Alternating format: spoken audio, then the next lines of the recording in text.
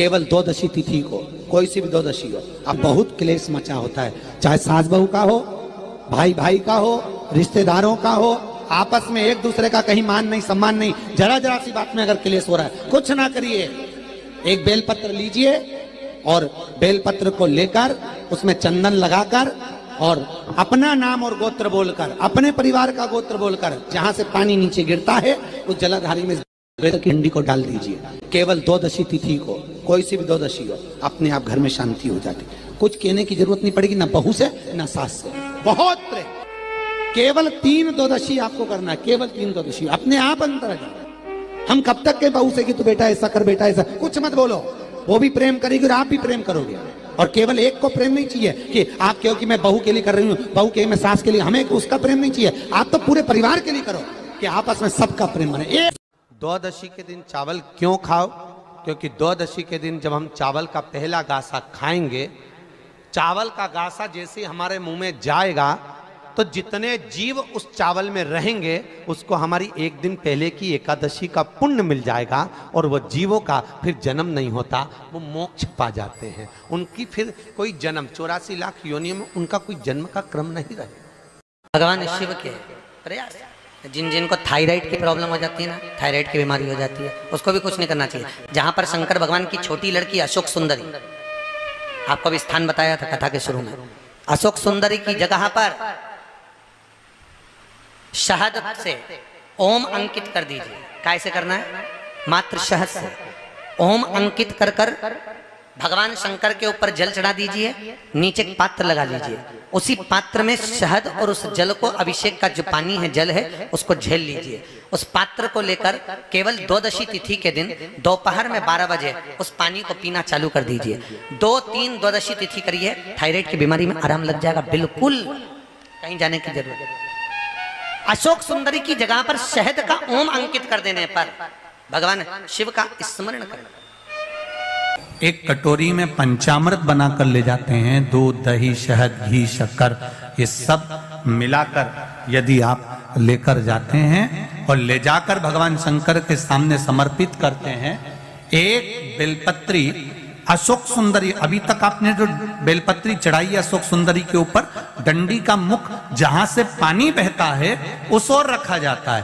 पर जब हमें ऐसा लग रहा है कि हमारे पितृ भूखे हैं या हमारे पूर्वज प्यासे हैं या उनको भाग नहीं मिल रहा, इसलिए मेरा कोई काम नहीं हो रहा, इसलिए शिव राजी नहीं हो रहा है, तो ये बेलपत्री के भाग को बदल दिया जाता है। ये बेलपत्री अशोक सुंदरी की जगह पर जब चढ़ाया जाता है तो ये पत्ती का जो भाग है जहां से पानी बहता है उस ओर रखा जाता है और ये डंडी का भाग शिवलिंग की ओर रखा जाता है। और यहीं पर भगवान शंकर को जो तुम पंचामृत बनाकर लेकर गए हो वो पंचामृत चढ़ाया जाता है और वही पंचामृत थोड़ा सा शिवलिंग पर चढ़ा दिया जाता है। उसके बाद में पितृ पूर्वज जल की आस नहीं रखते, न भोजन की आस रखते हैं, क्योंकि शंकर उनको तृप्त कर देते हैं, शिव उनको पूर्ण कर देते हैं। हिंदू धर्म, हमारा शास्त्र कहता है, हमारे शास्त्र, हमारे वेद डॉक्टर वर्णन करते हैं कि पीपल के पत्ते को अगर एकादशी और द्वादशी के दिन एक तांबे के पात्र में गला कर रख दिया जाए और उस पानी का आचमन 3 बार करा जाए तो जिसकी नाड़ियां चोक भी हो जाती है, डॉक्टर बोले इसका बाईपास करना पड़ेगा, उसको केवल 3 आचमन पानी एकादशी और द्वादशी को पीपल के पत्ते का कराया जाए तो अंदर की नाड़ियां भी खुल जाती हैं। पीपल के पत्ते का इतना प्रमाण हमारे विष्णु पुराण में वर्णन है। पीपल के पत्ते का इतना प्रमाण, पीपल के पत्ते का इतना लेख। जैसे कि चमड़ी सफेद पड़ जाती है तो उसको क्या करना चाहिए? केवल हिंदू धर्म में केवल एक पीपल का वृक्ष है जिसका पराग झड़ता है और वो रात्रि को लगभग 10 बजे से 12 बजे के भीतर, 9 बजे से 12 बजे के भीतर पीपल के पेड़ के पत्ते का पानी झड़ता है।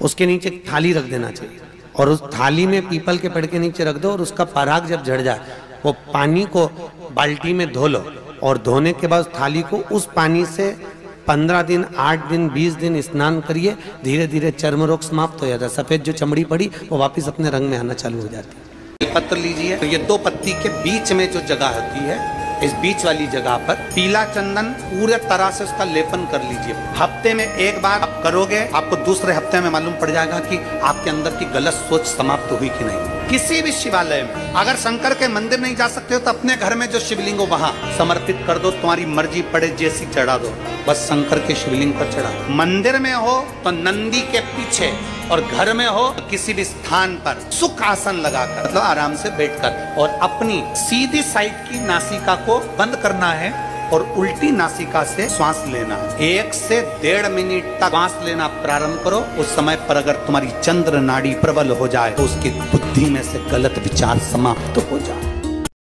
उस चढ़े हुए जल को जब आप थोड़ा सा लेकर आते हो, आपको बताया था ना कि खाली लोटा नहीं लाना चाहिए, खाली कलश शंकर जी के मंदिर से वापस नहीं लाना। शंकर भगवान को जल चढ़ाया, चढ़ाने के बाद थोड़ा सा जल हाथ में या कटोरी में या कलश में झेल लिया, भले 2 बूंद लाओ पर अपने घर पर लेकर आओ। उस 2 बूंद जल का भी स्पर्श कलश के अंदर हाथ की 3 उंगलियां लगाकर अगर त्रिशूल पर टच कर कर मात्र आपने उस कलश के अंदर लगा दिया और वो जल भी आपने अपने घर पर छोड़ दिया, छीट दिया, या उसका आचमन मात्र हो गया, तो व्यक्ति का यश बढ़ना अपने आप प्रारंभ हो जाता है। उसकी यश की प्राप्ति उसको होने लगती है, उसको यश की वृद्धि होने लगती, उसको यश की प्राप्ति होने लगती। त्रिशूल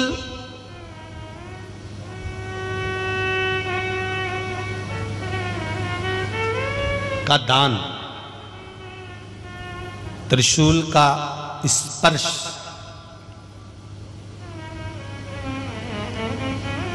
एक बहुत अच्छी बात कहना चाहेंगे, आपके स्मरण में रहना चाहिए, बहुत सुंदर इसमें। कभी अगर मौका लगे, कभी अगर मौका लगे, और शंकर भगवान का बहुत सुंदर श्रृंगार हो गया, बहुत सुंदर श्रृंगार हो गया, और शिव जी पे माला भी बहुत अच्छी चढ़ी है, बेलपत्र भी अच्छी चढ़ी है, धतूरा भी अच्छा चढ़ा हुआ है, फूल भी अच्छे चढ़े हुए हैं, और आपने देख लिया शिव जी का बहुत अच्छा श्रृंगार हो गया, और तुम्हें कभी मौका लग जाए ऐसा,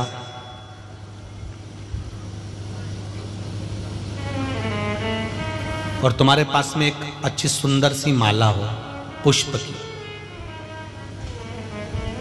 तो आप पुजारी जी को या पंडित जी को कह दो, या पंडित जी मान नहीं हो, शिव जी का अच्छा श्रृंगार हो गया हो, तो वो माला केवल त्रिशूल की, जो त्रिशूल है उस त्रिशूल पर ही उस माला को अगर आपने केवल टांगी दिया तो भी आप उन्नति की सीढ़ी पर आगे बढ़ना प्रारंभ कर देते।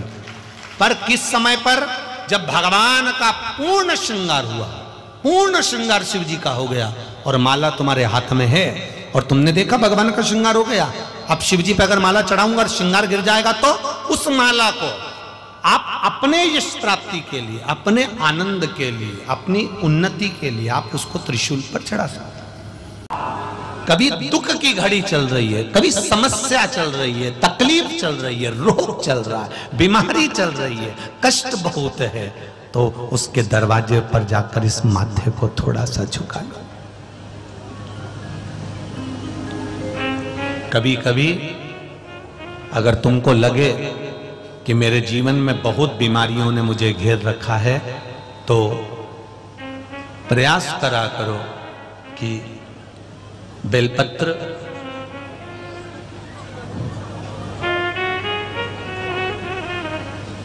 जो ये बेलपत्र होती है, इस बेलपत्र की जो ये डंडी होती है, इस बेलपत्र को अशोक सुंदरी वाली जो जगह होती है वहां पर इसका चढ़ाकर डंडी का जो भाग है वो शिवलिंग की ओर हो जाए, और यहीं से जल चढ़ाते चढ़ाते चढ़ाते चढ़ाते अशोक सुंदरी से जल चढ़ाते चढ़ाते ओमकार जैसा, ओमकार जब हम अशोक सुंदरी से चालू करेंगे तो वो जल पहले गणेश जी के पास जाएगा, फिर वापिस अशोक सुंदरी के पास आएगा, अशोक सुंदरी से कार्तिकेय के पास जाएगा, कार्तिकेय से महादेव के पास जाएगा। ऐसा ओमकार जैसा जल, जब तुम्हें लगे कि बीमारी बहुत घेर रखी है और बहुत बीमारी ने घेर लिया, कोई किडनी, कोई लीवर, कोई बहुत शरीर में कष्ट, कोई रोग बीमारी, या कहीं तुमको ऐसा लग रहा है कि मेरा गर्भ 20 साल हो गए, 22 साल हो गए, संतान नहीं, तब भी इस प्रयोग को जरूर करिएगा। डंडी का मुख शिवलिंग की ओर, पत्ती का मुख अशोक सुंदरी की ओर। जल चढ़ाते समय अशोक सुंदरी से धार चालू कर कर गणेश जी पर, गणेश जी मालूम है ना सबको कहां गणेश जी होते हैं, कहां कार्तिकेय होते हैं, एक बार समझ लो उसको भी अच्छे से।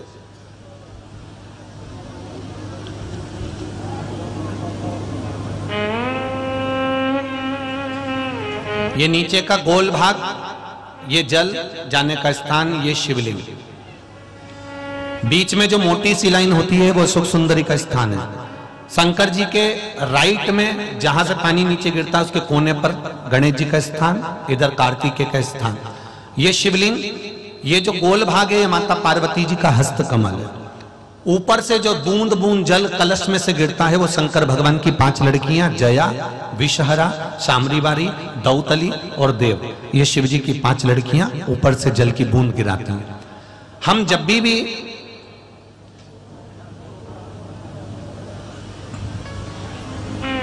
अगर इस कार्य को कर रहे हैं तो बेलपत्री जो चढ़ा रहे हैं वो अशोक सुंदरी वाली जगह पर बीच में चढ़ा दिया, डंडी का मुंह के दरोग। जल चढ़ाना यहीं से चालू करा, यहां से गणेश जी पर गया, गणेश जी से अशोक सुंदरी पे आया, अशोक सुंदरी से कार्तिकेय पर आया, कार्तिकेय से देवादिदेव महादेव पर आया। ये ओम बिंदु जल है, इसको हरिओम जल भी कहता है।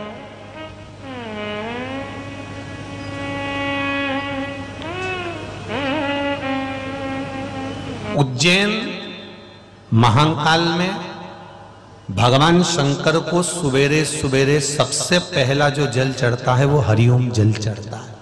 आप कभी भी उज्जैन वालों से जाकर पूछना,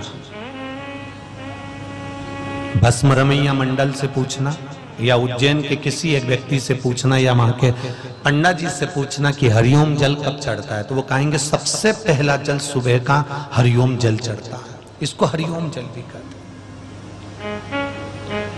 ये रोग निवारण के लिए, जीवन की एक आनंदता को प्रकट करने वाले सुयशा भगवान देवादिदेव महादेव की भक्ति में लगती है और नंदीश्वर को भगवान शंकर के शिवालय में, शंकर भगवान के मंदिर में